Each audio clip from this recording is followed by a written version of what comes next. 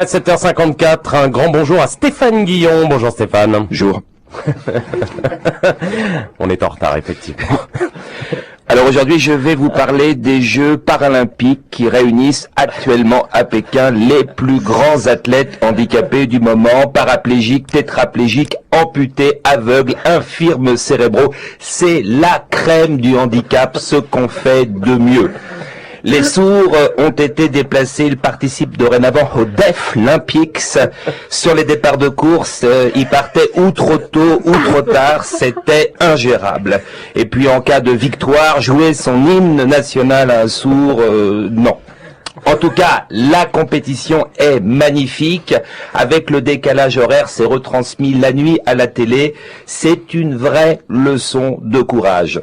Si se lever en pleine nuit pour voir des athlètes handicapés faire du sport, c'est courageux. Bon, moi, je n'ai aucun mérite avec mon papier à écrire pour France Inter, je veille. Cette nuit, je suis tombé sur la natation synchronisée. Enfin, désynchronisée, pour le coup.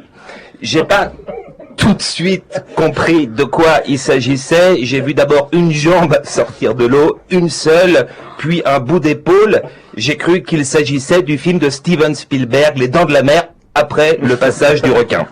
Mais j'ai adoré les Suédoises médaillées d'or, magnifiques. Ah, il y en a qui ont gueulé, qu'on dit que c'était de la triche. C'est vrai que le fait d'être siamoise en natation synchronisée, c'est un avantage. Il y a des frictions, hein, c'est inévitable. Le Rwanda, par exemple, qui chaque année affiche un très grand nombre d'athlètes amputés, ça fait des jaloux. Nous, à côté, avec nos deux ouvriers agricoles qui ont mis leurs bras dans une moissonneuse-batteuse, on est ridicules.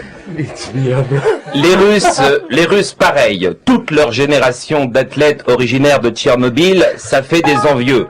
Polyakov au cheval d'arceau avec ses 4 bras et son petit corps, surnommé la pieuvre, on dirait Petrucciani tapant sur ses touches. Faut pas être jaloux, demain ce sera la Belgique.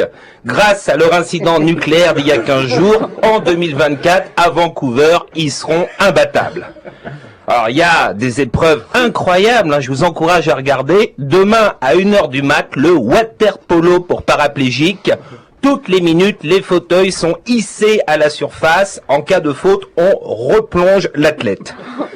Mercredi, le tir à l'arc pour non-voyants. Exceptionnellement, l'accès aux tribunes est gratuit.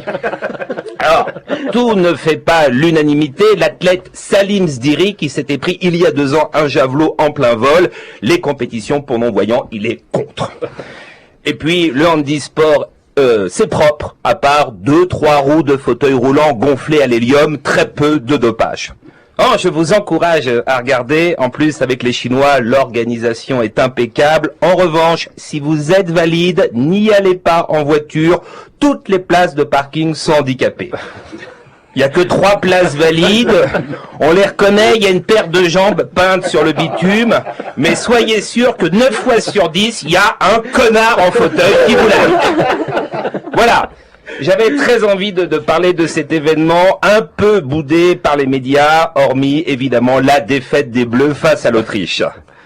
Ah, ce sont des valides, mais entraînés par un infirme cérébral, trouble du comportement. Le sujet ne s'épanouit que dans la défaite.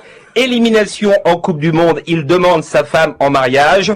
Demain, après la déculottée face à la Serbie, il voudra un 3e enfant.